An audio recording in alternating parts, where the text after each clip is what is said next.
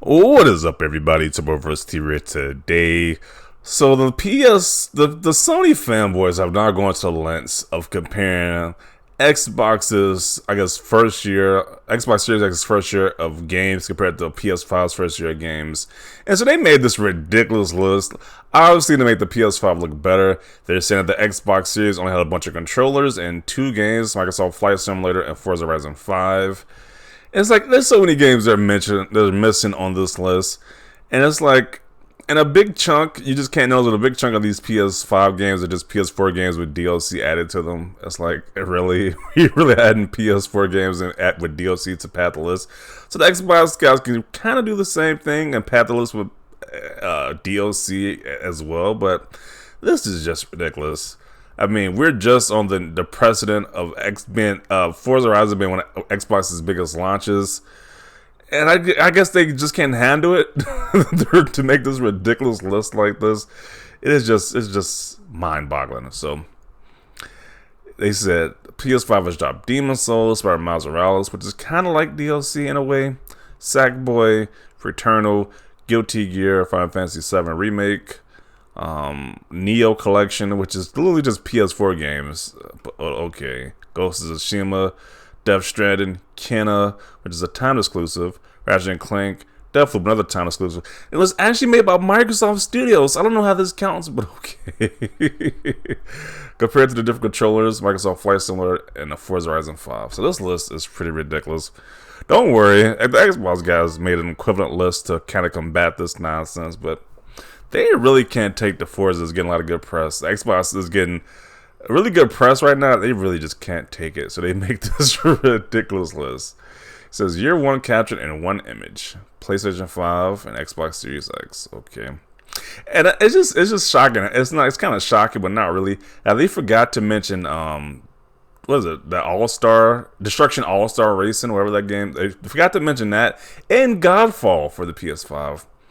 They act like those games just don't exist. They like to forget those games even exist because of how bad they did. So you could have added those to the list as well. But I guess you just wanted to forget those games existed. But let's read some of these comments about this post. Where is Psychonauts 2? And if you count DLC, where is Sea of Thieves: A Pirate's Life? And if you count console exclusives like Kena, where is The Ascent, 12 Minutes, and Death's Door? Your list is light, sir. Yeah, of course he's going to make the list light. Their objective is to make the Xbox seem terrible and the PlayStation seem great. That's what their goal on Twitter is. Then he said, P2 is on PlayStation. No way you're comparing A Pirate's Life to Miles Morales. I mean, they're both DLC expansions, so Sea of Thieves, Pirate's Life is a DLC, while Miles Morales is technically kind of a DLC in a way. Death's Door comes out this month, so this falls in the first year on PS5 as well. When it comes down to Ascent 12 minutes for Xbox, my God, okay. Nice damage control. Yeah, that poll got all these guys salty too. So they try to do anything when they saw this poll results for Game Informer. Most people preferred the Xbox. It definitely hit a nerve for a lot of those Sony guys. So PS5 front load a lot in 2021, but it's going to be a long winter. Plus, for PS only gamers, I can't imagine you playing those for X months. Waiting for the next must-have, sure, we have Call of Duty Vanguard and Battlefield 2042.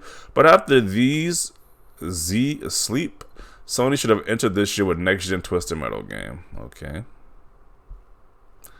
Let's see. I see a bunch of fails, undersellers, re-releases, and time exclusives on the PS5 side. You missed Psychonauts 2, Death's Door, Gears Tactics, and Medium on Xbox as well. Damn, bro, this doesn't age well. Year one for PS5 was full of director's cuts, aka by the same damn game twice, and remakes of PS1 and PS3 games. LMAO. Yeah. It's not looking. I mean, this PS5 list is not looking that great. It's full of just PS4 games with just DLC to them, and it's kind of crazy. It's kind of wild to be celebrated over.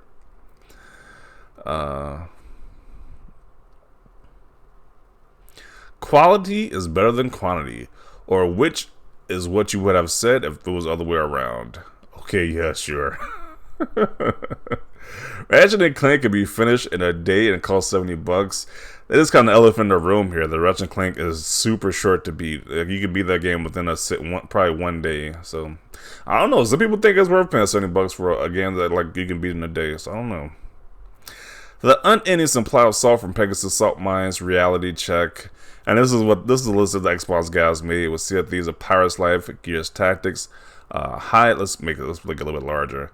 Hive Busters, Second Extinction, 12 Minutes, The Medium, Echo Generation, Psychonauts 2, The Ascent, The Atrial Escape, The Artful Escape, MechWarrior 5, Mercenaries, The Gunk, which I'm actually kind of excited for The Gunk. I know a lot of people are not really talking about The Gunk, but this game actually looks pretty good. I might actually check this out. And I think it comes out next month as well, too. Flight Simulator, Forza Horizon 5, and Halo Infinite. If they are this salty already, just wait till when Halo Infinite drops. The salt levels is going to be through the roof, man. We're going to see so many meltdowns when Halo Infinite drops. If they can't handle Forza, they definitely can't handle Halo Infinite. The salt levels are going to be unreal when that drops. Homie is so triggered by the poll results on Best Console of the Year that he has to take away Xbox games from the list and add PS4 games to the PS5. Most LMAO, never change, clown, and thanks for the free entertainment. That green controller sold more units than Sackboy. Jeez. Xbox had more games dropped than PlayStation, but here, I got you, fam. He gave him an L. Okay. The salt levels are high. Why you gotta make these guys defend their incorrect decision on Twitter instead of playing games? Forza Horizon 5 is so fun, dudes had to put it down to respond to P-Rock. Okay. They got the Ultimate game for sure. And what is this? The PlayStation 5 console exclusive Ultimate Launch Edition is the Twitter Spaces. Yeah, they definitely love that game.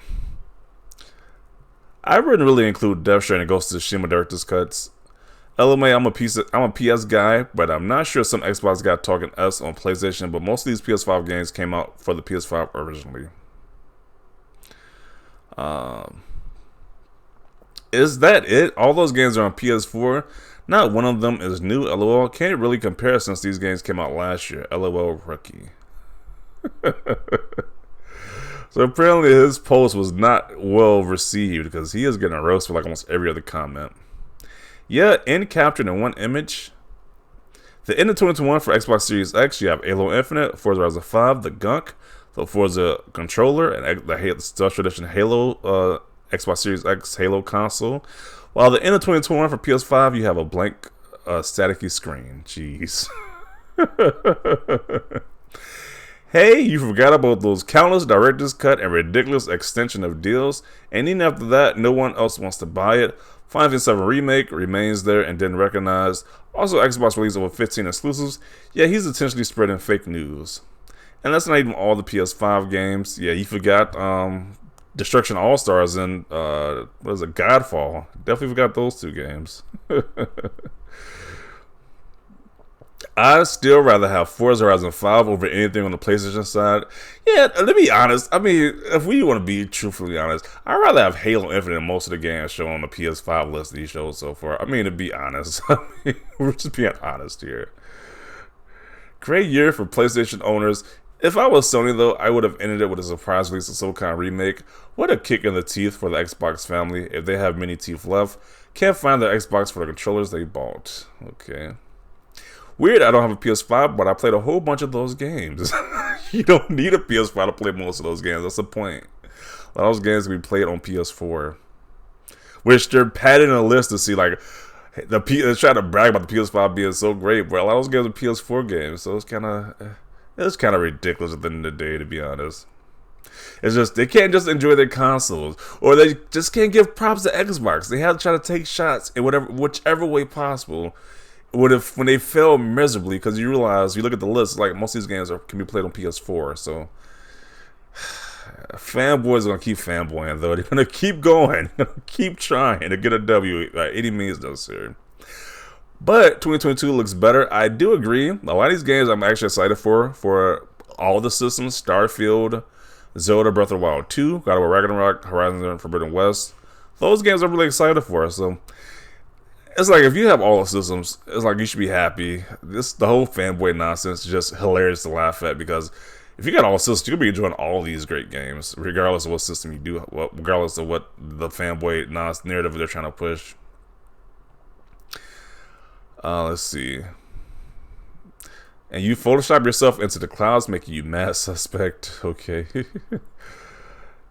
Let's see. Very selective. Yep, definitely very selective indeed. Quality is over quantity. Also, ridiculous amounts of money saved with Game Pass to those $7 remaster.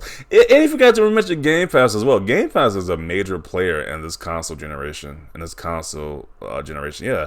So many games I got to play with Game Pass. It's like if you just forgetting that, then you're definitely being very selective in what you're being very selective in the critiques.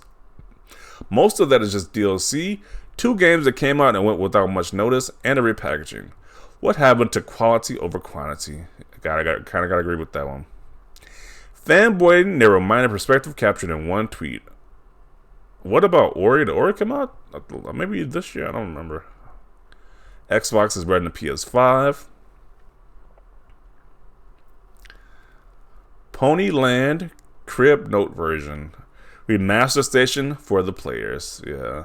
Definitely a lot of remasters and director's cuts with the Sony side this year. Let's see. LMFAO will never touch an Xbox again, I promise.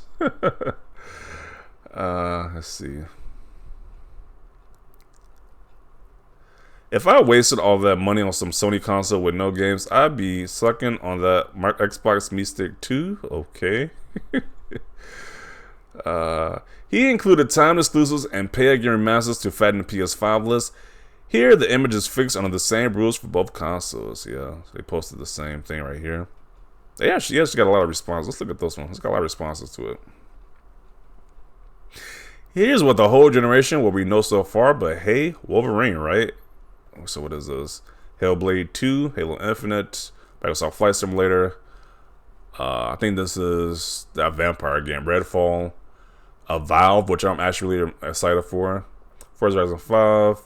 I think this is Fable. Psychonauts 2, great game. I think this might be Sea of Thieves. I have no idea what this. I think this might be Stalker 2. Don't know what that is. Starfield, The Ascent, I believe. I don't know what that is. I don't know what that is. Yeah, these games look great. Yeah. So Xbox has a lot of stuff coming up. A lot of great things coming up for Xbox side of you. Under the same rules, but you put Psychonauts 2 and Medium who also are on PS5, but not MLB on PS5 side. This S is all over the place. They gotta do anything possible to try to take a W. You don't gotta understand that. They gotta do several mental gymnastics to try to get the W. But Sea of Thieves, Powers Life is just an update, and Infinite isn't releasing of 1 year of the Series X lifespan. Let's see. Y'all don't really be fighting over who has the best games. This internet is funny. It definitely is. You gotta keep going back and forth with each other. Let's see. Those guys hired the PS5 and apparently is having trouble running Grand Theft Auto 3. Is it really? Jeez. Not gonna lie, some games that released like director's cuts are still counted as old games, just have some features that were cut in the official game. Cool for the first times, but people who already played it, it ain't worth it.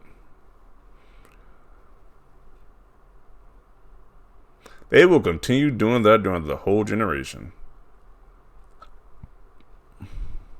So yeah, it is this concluded right here.